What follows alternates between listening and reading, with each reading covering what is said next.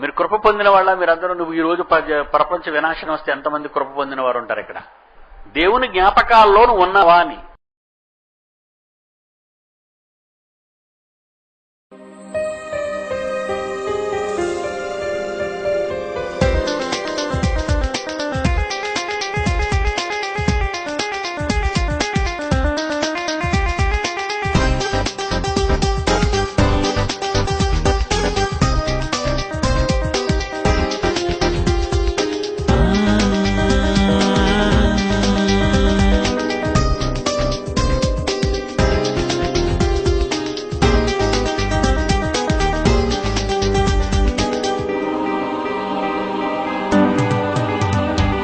దేవుని జ్ఞాపకాలలో నీ ఉన్నావా?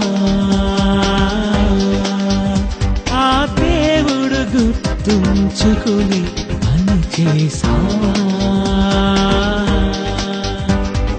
ఆ యేసులా, ఆ యోబులా, దావీదులా నీవు నోవాహులా. ఆ యేసులా, ఆ యోబులా, దావీదులా నీవు నోవాహులా. దేవుని జ్ఞాపకాలలో నీవు ఉన్నావా?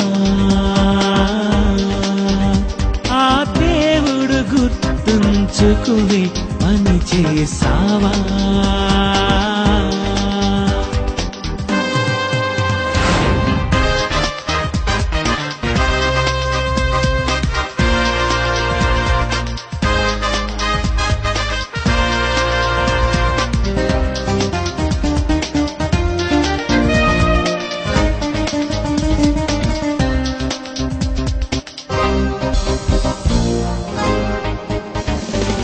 ఈ సృష్టిని ఎదురుగా ఉంచాడు ఆ దేవుడే.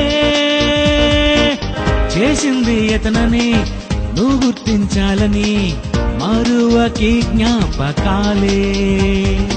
ఈ సృష్టిని ఎదురుగా ఉంచాడు ఆ దేవుడే.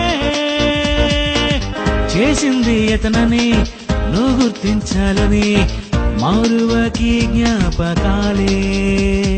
తన ప్రేమ గుర్తించవా? మరిచావనే యేసునే పంపెను. దేవుని జ్ఞాపకాలలో నీవు ఉన్నావా?